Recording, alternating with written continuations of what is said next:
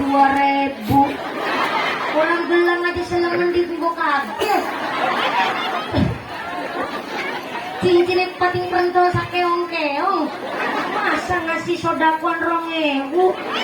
Ini mah ya jadi manuk piit kaji kayak bilang. Yang ini mah 10.000 lah begitu. Tapi saya ikhlasna. Ini saya sampaikan sekali deui, bukan untuk nambahin amplop mumpuni. Ya sodakoh mutlak untuk rehab masjid kita, Masjid At-Taqwa. Ini masjidnya. Ini kan At-Taufik. Ini Masjid At-Taufik. Di sini. Ini rencana katanya mau direhab. Begitu Bu. Jadi ini sodakoh infak ataupun mau penambahan ya. Oh pintu-pintu katanya pintu-pintu yang masih tertutup disuruh dibuka bagaimana maksudnya? Oh rusak, oh iya banyak pintu dan intinya untuk kemaslahatan masjid kita Masjid At-Taufik. Maka persiapan sadayana ya mumpuni diwakilkan oleh asisten saya. Ini yang jilbab hitam asisten saya. Tapi walaupun asisten saya, tapi kan duitnya nyong.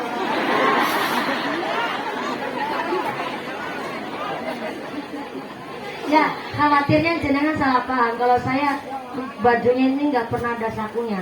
Soalnya kalau ada sakunya isi duit, ayah bakul cilok lewat mesti saya beli. Itu maksudnya. Ini dimulai dari saya terlebih dahulu. Kotak infaknya mana? Oh iya, ini dari pemuda yang ngedarin kotak infak ini pemuda Kajaten. Pakainya baju biru dongker.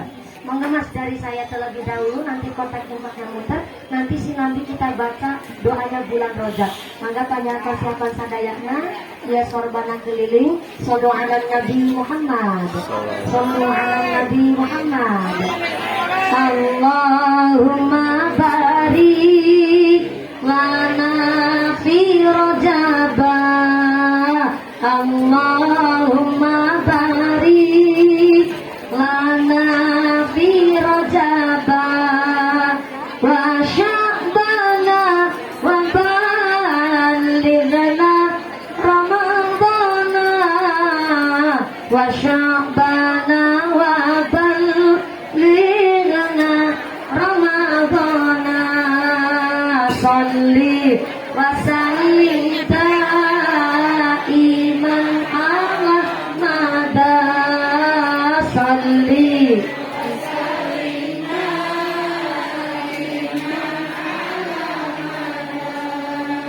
wal ali wal ashabi man qad wahada wal ali wal ashabi man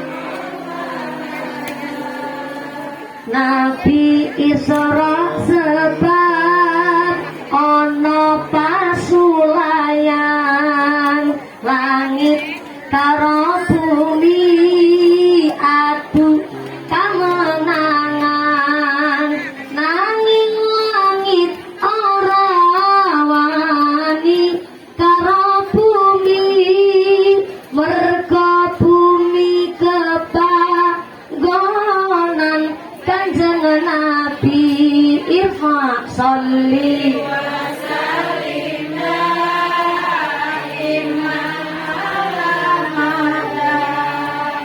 salli wa sallim daiman ala mada wal ali wal ashabi man qad wahada wal ali wal ashabi man qad wahada langit kalah nuli nyuwun mring pangeran ben supaya nabi munggah ning ayunan ben supaya langit bumi ora beda den ambah Gusti jeng nabi kami nulya sareng salli wa sallim daiman ala mada salli wa sallim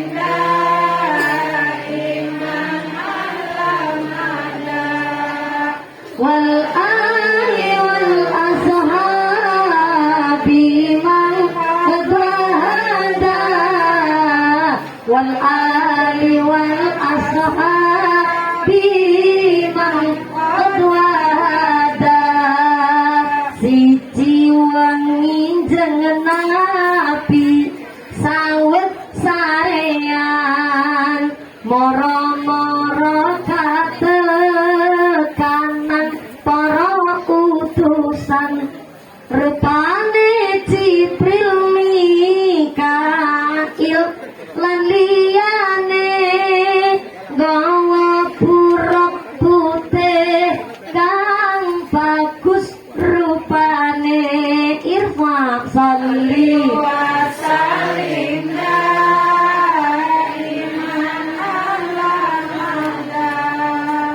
salli wa sallim daiman ala mahda wal ali wal ashabi man qada wal ali wal ashabi man qada satu kine jeneng nabi kedawuhan salat sedina lan sewengi kabeh kaping 50 nanging jeng nabi kepanggih kali Nabi Musa usul dateng jeng nabi salate dipun suda irfa salli wa sallim daiman ala mada salli wa sallim daiman ala mada wal ali wal ashabi man qad wahada wal ali wal ashabi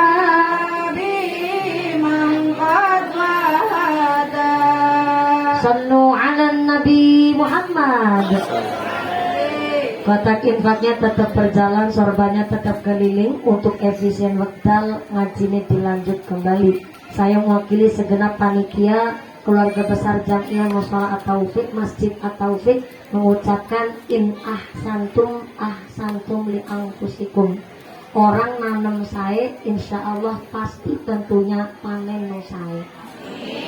Hari ini Anda sodakoh berupa uang, nanti Allah mengembalikan kepada Anda belum tentu berupa uang, tapi bisa berupa badan sehat, sehat walafiat, anak-anak soleh-solehah, keluarga nanu ayam tentrem, keluarga nanu mawaddah warohmah, oge wasakinah, keluarganya tansah ada ibadah. Itu adalah ganti dari Anda sodako buat nolak bala narik rizki yang ngebawa manfaat oge barokah. Amin Allahumma. Saya mewakili panitia mengucapkan sing marini hatur nuhun pisan sing boten marini kebangetan pisan sing ketok-ketok tiru tak dongak lemu kaya sapiku.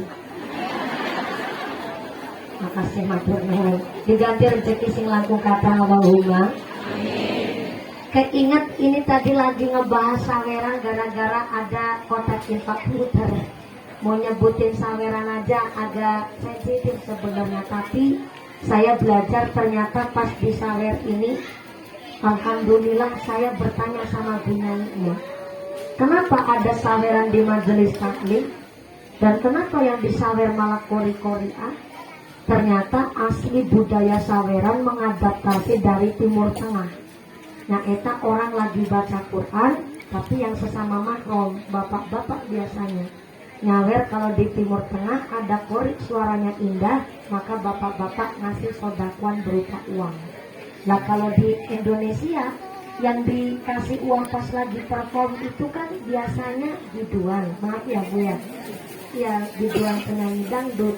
Nah, akhirnya saweran ini dikiranya bahasanya di Indonesia normal-normal saja. Ternyata memang aslinya tadinya baik niatnya buat sodakuan ke saweran. Ada kori-kori suaranya indah disawer dengan niat yang nyawer ini tabarukan namanya. supaya yang ngasih sodako anaknya pun ketularan ilmu seperti sang kori-koriah baca Quran. Tapi ternyata lama-kelamaan orang salah paham. Dan yang kemarin sempat viral, seorang koriah yang sedang baca Al-Quran, yang disayangkan itu kenapa yang nyawer bukan mahramnya. Dan cara nyawernya disayangkan, uangnya diselipkan ke dalam jilbab, kemudian dihambur-hamburkan di atasnya sang koriah yang sedang baca Quran. Dan maaf punten sekali, itu dikiranya adalah adatnya orang NU. Padahal kami di keluarga besar Nabi Nahdien gak ada amal yang seperti itu. Itu adalah budaya dan tradisi. Nah, sekarang kita ilmukan. Ilmune tenggene sarah kitab Safinah, bahwa orang pegang mushaf Al-Quran, baca Quran, mendengarkan ayat suci Al-Quran, semua ada adabnya. Di antaranya menurut sarah kitab Safinah, nulis ayat Quran harus dalam keadaan suci berwudu. Kalau niatnya untuk bacaan, nulis ayat Quran harus dalam keadaan suci berwudu. Walaupun cuma sekedar bismillah, tapi karena niatnya untuk bacaan, maka harus dalam keadaan suci berwudu. Kecuali orang nulis kaligrafi. Orang kalau nulis kaligrafi, sekarang kan banyak kaligrafi di figura buat hiasan dinding tembok ya Pak. Kalau senimannya dalam keadaan suci berwudu, syukur alhamdulillah. Tapi kalau nulis kaligrafinya tidak dalam keadaan berwudu, tidak apa-apa. Itu menurut kitab Safinah. Yang kedua, al-kufru lalil maksiati. Orang berbuat maksiat itu belum tentu disebut orang kafir. Sebab lakinal kufru yang disebut kafir adalah li tahrir hormat. Apa itu tahrul hormat? Tahrul hormat adalah orang yang hilang hormatnya, orang yang hilang adab ngajeni sama orang lain ataupun kepada ayat Gusti Allah. Menurut sarah kitab Safinah, orang yang tahrul hormat contohnya nyimpen lembaran duit di dalam mushaf Al-Quran. Itu disebut tahrul hormat, menghina ayatnya Gusti Allah. Emang ada orang nyimpen duit di dalam Al-Quran? Ternyata ayat Bu. Soalnya ada yang bilang begini sama saya, mumpuni sekarang lagi banyak banget tuyul, saben omah pada kelangan duit kabeh. Sampai-sampai hilangnya itu pas wayah maghrib, lagi ditinggal sholat jamaah, ternyata duit di rumah pada hilang. Akhirnya kita pakai trik, itu tuyul kita pinterin dengan cara itu uang kita disimpan di Al-Quran, tetap hilang. Ya Allah, berarti tuyul nggak takut sama Al-Quran yang mumpuni. Jangan-jangan tuyul rendah seir apa ya? Akhirnya malah jadi ketahuan Bu, ada orang nyimpen duit di dalam Al-Quran. Ini namanya tahrul hormat, menghina sama ayatnya Gusti Allah. Tentu berarti kalau ada orang lagi baca Quran sampai uangnya diselipkan ke dalam jilbab, bahkan sampai diurang-urangkan tenggene orang yang lagi baca Quran, ini disebut tahrul hormat. Orang yang hilang adabnya, bahkan setengah hilang imannya karena nopo, karena sampai terjadi tahrul hormat. Ini hukum menurut sarah kitab Safinah. Maka kalau niatnya memang mau sodako, maka dengan cara yang adabnya yang baik, diamplop saja lah, ditaruh di meja kan bisa. Atau lebih baik lagi ditunggu sampai selesai, nanti turun dari panggung. Kalau niatnya buat tabarukan supaya anak keturunan pun ketularan ilmunya, maka dikasih ketika lagi turun panggung sambil minta doa, kan lebih baik dan lebih sopan seperti itu. Supaya apa? Supaya tidak terjadi qatil wa maktul. Ini zaman banyak terjadi qatil wa maktul. Apa itu? Kanjeng Nabi mengatakan tidak akan datang hari kiamat apabila belum terjadi qatil wa maktul, saling membunuh. Tapi menurut Kanjeng Nabi, qatil wa maktul ini bukan saling bunuh-membunuh, menghilangkan nyawa. Tapi qatil wa maktul adalah saling menjatuhkan karakter, menjelek-jelekan orang lain. Saya paham, bakul balon saingannya sama bakul balon, pedagang seblaknya saingannya sama pedagang seblak, toko bangunan saingannya sama toko bangunan. Itu memang wajar di dalam berniaga. Tapi kalau sampai terjadi qatil wa maqtul hanya untuk melariskan dagangan sendiri, tapi sampai memfitnah orang lain, ini namanya qatil wa maqtul, saling membunuh. Maka seumpama di sini ada Muhammadiyah, ada orang Nahdiyat, mari kita saling menghormati supaya tidak terjadi qatil wa maqtul, saling membunuh. Apalagi di zaman fitnah ini, ya Allah ya Rahman. Maka dengan saya sampaikan dalam rangka satu abadnya NU, mari kita jadi orang Islam yang betul-betul Islam yang kafah, Islam yang menyeluruh di jiwa kita sendiri, kemudian kita menyeluruh kepada tetangga kita dengan cara yang baik dan bermaslahat. Amin Allahumma. Amin Allahumma. Lanjut. Terus sampai jam 12. Subhanallah, luar biasa, sampai subuh malah. Allahu karim. Ya nggak apa-apa sih, sampai subuh. Harusnya tadi sih bawa bantal sekalian ke sini, Pak. Mudah-mudahan sampai pun acara tidak ada halang satu apa. Amin Allahumma. Sedang menceritakan oh iya tadi kitab Usburiyah, suaminya di neraka, istrinya suaminya di sorga, istrinya di neraka. Suaminya di sorga megang ceret, ceretnya isi cai, caina caret, cai sorga.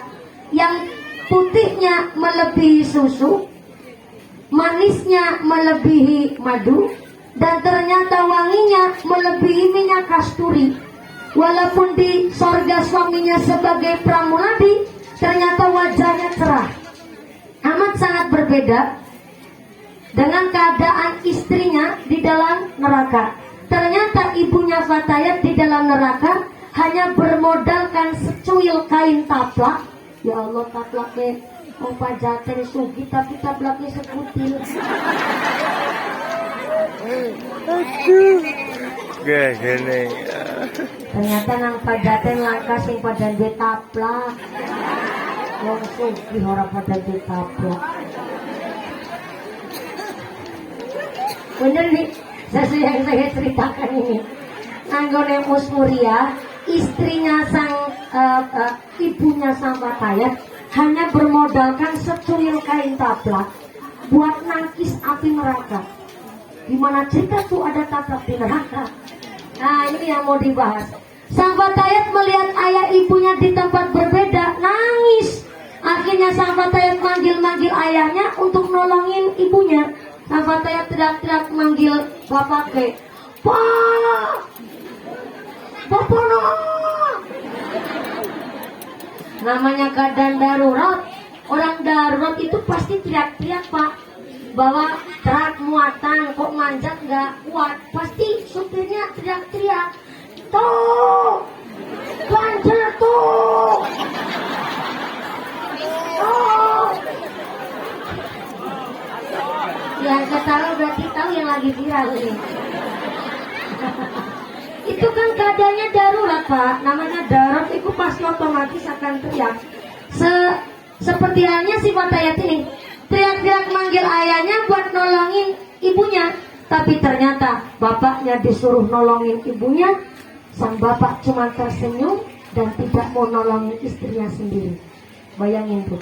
Akhirnya sang Fatayat ngebatin dong, yo Allah ramaku, kok nolongin buyungnya kurang gelem.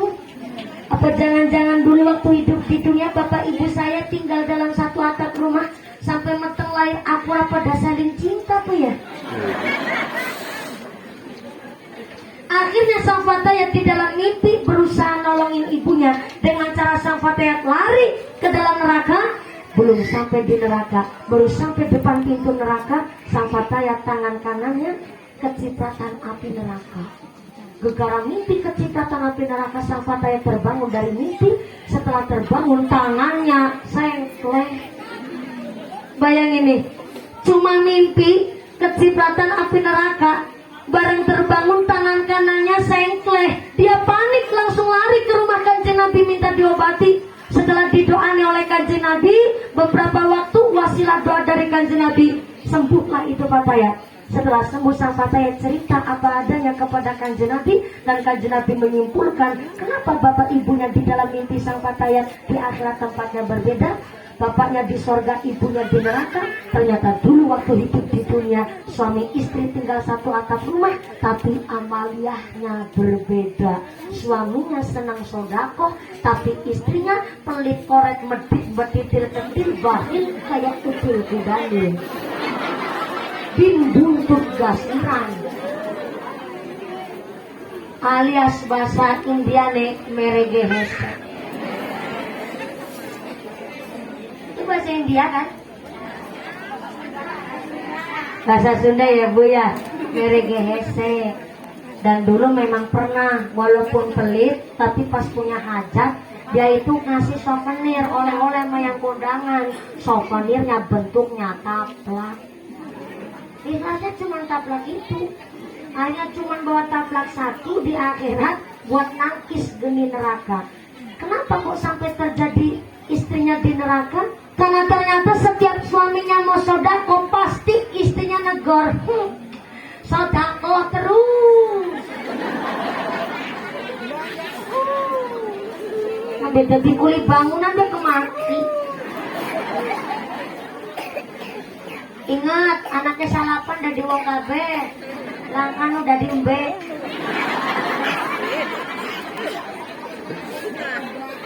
Jadi kulit bangunan gede-gede sedina satu saya kebayarane besok aku kerja yatim kelingan ki bojone si urip. Setiap suaminya mau sodako, istrinya pasti negur begitu. Itulah yang menjadikan akhirnya istrinya berada di neraka tapi suaminya berada di sorga. Tapi perlu diketahui Pak, sebelum sodako ke masjid, sebelum sodako ke anak yatim piatu, suami kudu paham. Ada sodako wajib suami kepada istri yang kudu dipenuhi sebelum sodako ke masjid ke yatim piatu. Apa sodako suami terhadap istrinya? Mas sodako wajib nih, sodako sampai wajib, yaitu suami membelikan baju untuk istrinya. Itu sodako suami terhadap istri. Bagi wong lanang yasir, apa itu yasir? Suami yang sugih membelikan sodako kepada istrinya berbentuk baju 1 tahun minimal 2 kali. Itu sodako suami kepada istri.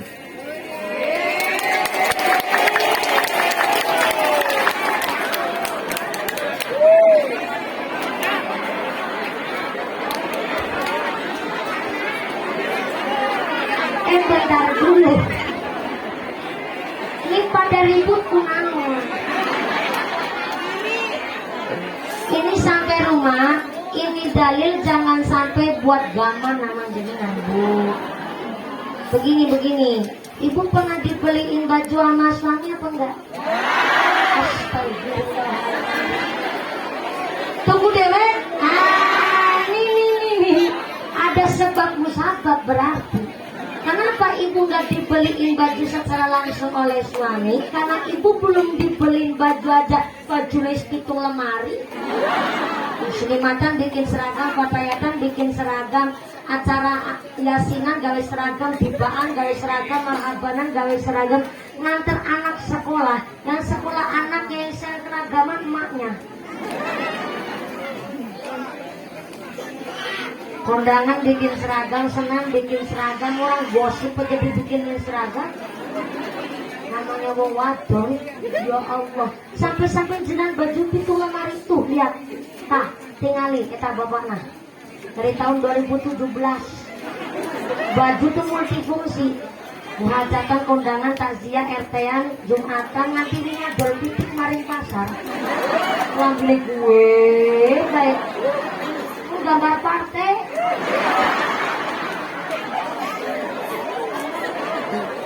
Masih agak mending gambar partai, malah kadang gambar obat semprot.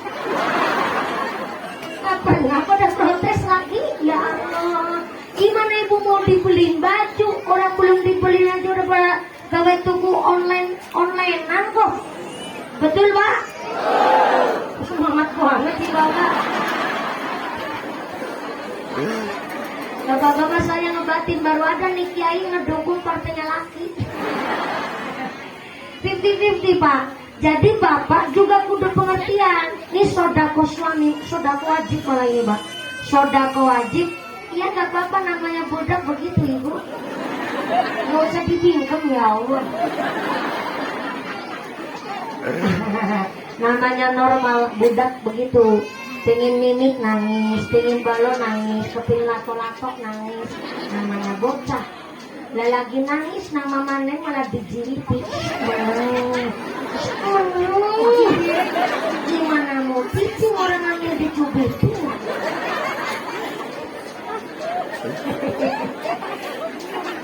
Gak apa-apa, anak tantrum, anak nangis, anak rewel itu wajarnya bocah bu.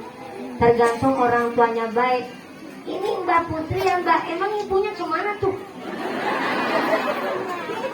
Oh ibunya beli lato-lato. Ada jamaah lato-lato pula. Namanya seorang ibu sejengkel apapun, saya ingatkan jangan sampai ngomong jelek sama anaknya. Soalnya di dalam kitab Azkarun Nawawi, orang yang suka menjelek-jelekan nasab, menjelek-jelekan keturunan disebut orang yang kufur, melalaikan nikmatnya Allah. Terkadang orang tua lagi jengkel, anak nangis, anak rewel, orang tua ikut pusing, akhirnya ngucap bocah rewel kayak anak setan, dan setan.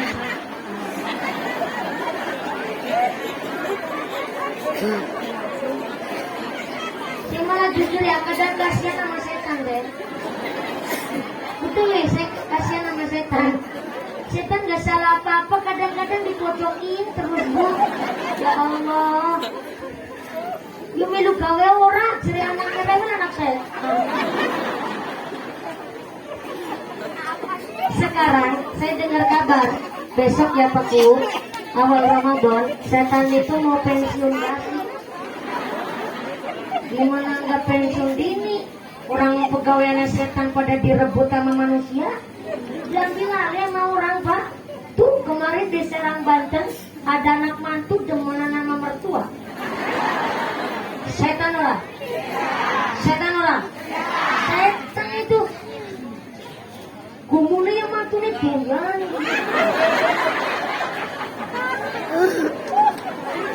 Mertuanya yang layani begitu.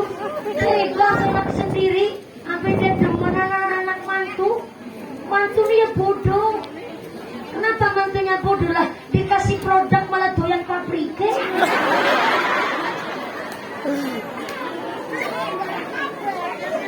Nah, udah bilang ini.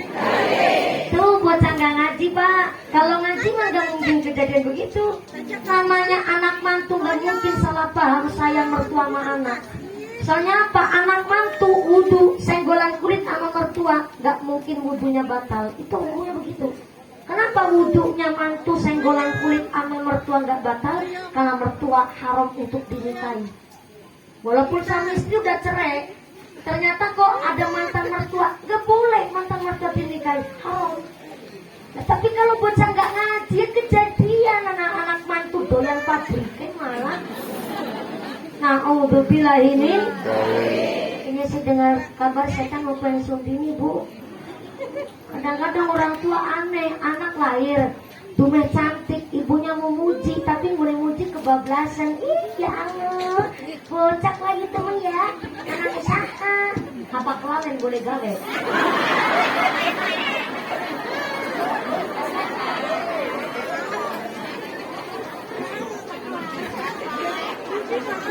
Gawe mau ngoror anak wadon. Orang misalnya budak cantik pisangnya, budak nasaha. Dan kalau anaknya dole ku sanksi.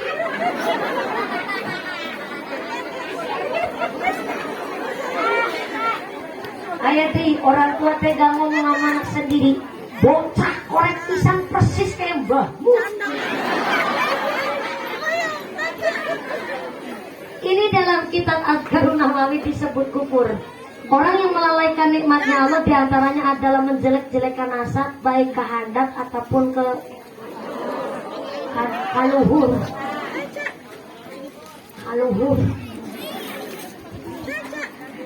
Maka namanya seorang ibu, apalagi ibu ini, doa seorang ibu itu mustajabah, doa seorang bapak itu karomah. Kalau surga di bawah telapak kaki ibu, maka barokahnya anak di telapak tangannya bapak. Maka semangkuk apapun, jangan sampai ngucap yang jelek-jelek. Makanya kalau ibu-ibu kan terkadang kalau ngudang, cara tempat saya itu ngudang bu. Ngudang itu nimang-nimang sambil doa yang baik-baik. Terkadang ada ibu yang lucu ya unik. Sebenarnya anaknya tukang becak, tapi ibunya doa. Anak sultan, anak sultan, anak sultan, anak sultan. Padahal anaknya tukang becak.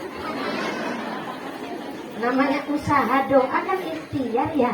Ibunya doanya yang baik. Anak sultan, anak sultan, anak sultan, anak sultan. Ya nggak mungkin dong. Udah anaknya sambil ngucap tukang becak.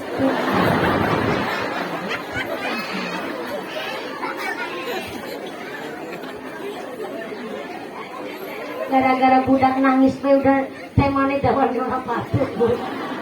Jangan ada yang nangis lagi, nanti nggak selesai saya ceramah.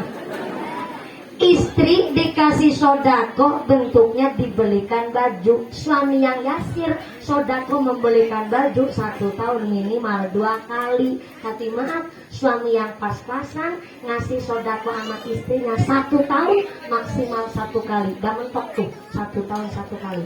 Sampai baju aja nggak bisa ngasih sodako sama istrinya. Maka sodako suami paling murah tapi paling romantis. Saben enjing ngecup kening istri 3 kali. 3 kali. Memang begitu pak. Nah belum adus deh. Justru kalau durung adus lebih kerasa itu pak. Ini nih diperlukan seorang perempuan yang gede syukur sama suaminya. Jangan sampai jadi kolil syukriha li zaujiha. Mau diambung nek anak duit teh. Banyak perempuan suka membanding-bandingkan suami sendiri sama suami tetangga. Itu namanya kolil syukriha li zaujiha. Dikasih duit malah ngomong, "Hai pak, kelang tanggane nyambut gawe uli akeh riko semono bae." Ya kok jelo kebunisuk diambung. Uli dadi bojone aku rasa kaken pola. Kemutan dadi bojone aku mau modal kolor-kolor tok. Si bapak ngejabi modal kolor-kolor tok tapi kan ana isine.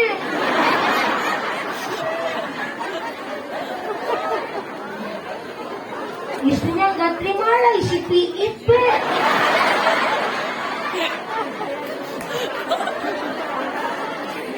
Ini disebut qalil syukri hali zaujiha.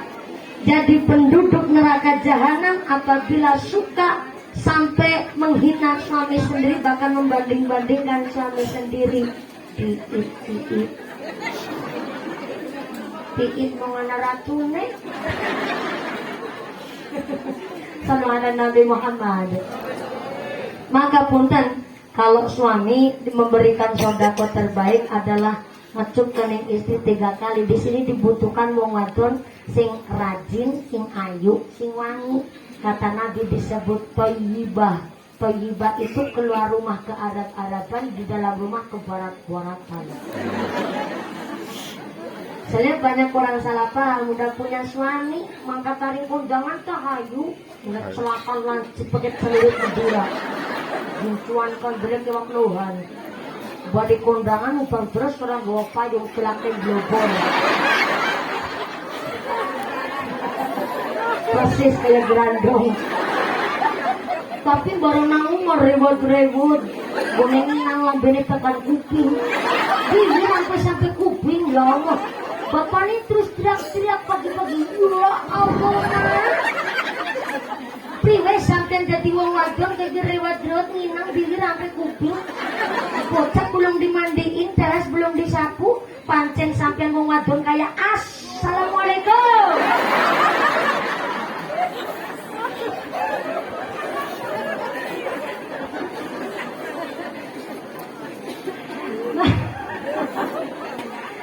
Ini diperlukan perempuan yang gede syukurnya. Maka ibu kalau keluar rumah ya sepantasnya. Dalam arti sepantasnya begini, Kalau keluar rumah kok sampai jiwak-jiwuk rewot-rewot, sama saja jenengan merendahkan suami jenengan. Nanti kita nggak mikir ya kayak mau ngatur berat diurus. Laki-laki yang disalahin. Keluar rumah sepantasnya. Tapi kalau ke barat-baratan di rumah, suami mau berangkat ke kantor Kuala Lumpur.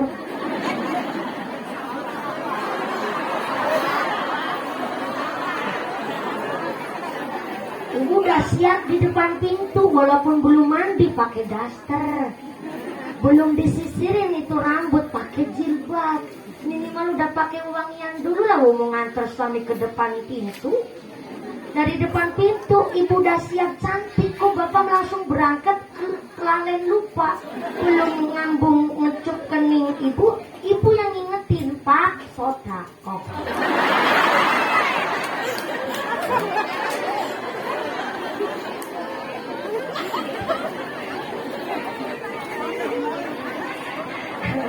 Aku langsung nyelingat ke buku yang sebelah mana bukumu? Oh nggak ada gimana maksudnya? Oh di belakang. Ya Allah saya kira paku masih bujang. Hampir salah paham. Inilah saling simbiosis mutualisme.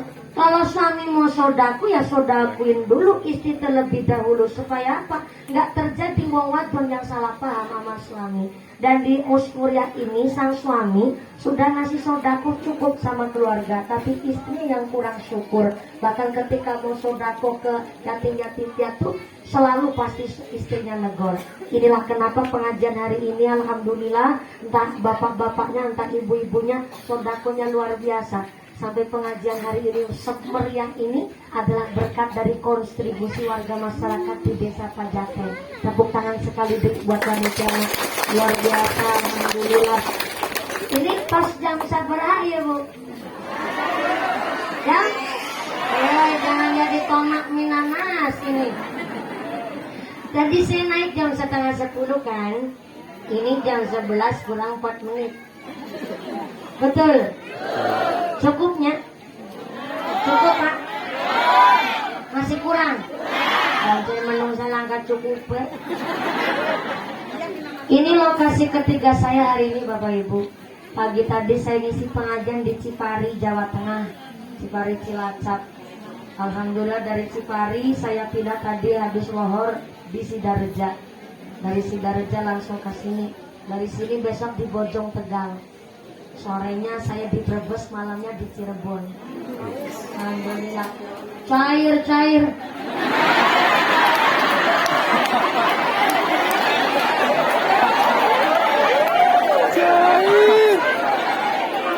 Gimana ceritanya saya sama ibu yang hitungin amplopnya? Kalau cair adalah satu ungkapan doa. Saya aminkan, moga-moga cair buat sang ibadah. Cair. Kaget saya. Sebenarnya begini Bapak Ibu, saya juga kadang nggak enak sama kiai-kiai sepuh yang lain, karena dikiranya saya ini rakus. Satu hari, tiap hari 3 lokasi terus pengajian. Padahal kami sudah nolak jadwal Pak, nolak panitia untuk undang, karena di tahun 2024 kita sudah tutup jadwal, alias sudah penuh. Kali kalau jangan undang sekarang ya untuk tahun 2025. Sebenarnya aslinya nggak seperti itu Bu. Aslinya paling nunggu 1 tahun lah. Tapi karena adanya pandemi kemarin Pak, akhirnya jadwal itu tertumpuk-tumpuk. Akhirnya masuknya di tahun 2023 dan 2024. Orang saya udah booking berangkat haji untuk tahun 2024 saja, kita harus mundur akhirnya untuk tahun 2025 karena bentrok jadwal yang memang kalau kita mundur 1 bulan satu harinya saya 3 lokasi kecuali hari Jumat. Ini kalau Jumat itu libur total.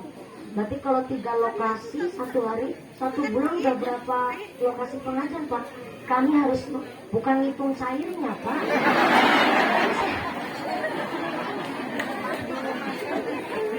Saya untuk membatalkan Pak, contoh ya, saya tidak pernah membatalkan pengajian ataupun saya udah diundang, tertiba cuma tinggal 1 hari saya konfirmasi panitia, saya bisa berangkat, bukan model saya begitu Pak.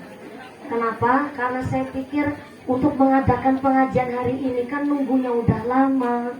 Semua dana telah dikeluarkan, baik materi, pikiran. Kalau waktu cuma seminggu kok kemudian digagalkan, panitia kan bingung mau bagaimana dan gak bisa cari solusi. Contoh kalau kemarin saya baru pertama kali menggagalkan pengajian di Kementerian Agama, Pak. Itu juga sebenarnya saya nggak mau berangkat karena memang sudah terlanjur, jadwal udah masuk dan beliau panitia undang saya udah lama. Tapi karena Pak Menteri itu paham, saya lemahnya satu, kalau udah dapat daun dari kiai saya nggak bisa nolak. Ternyata yang ditembak sama Menteri, Pak Menteri itu adalah kiai kami di pondok pesantren. Akhirnya mau tidak mau satu hari saya harus menggagalkan 3 lokasi. Tapi karena untuk berangkatnya jadi 2 hari 6 lokasi kita gagalkan dan nggak mau digagalkan tapi cari waktu yang lain. Yang akhirnya repotnya luar biasa karena kalau menggagalkan kami yang langsung datang ke lokasi pengajian. Jadi kita door to door dari panitia lain supaya saling memahami dan saling memaklumi. Dan akhirnya saya pikir saya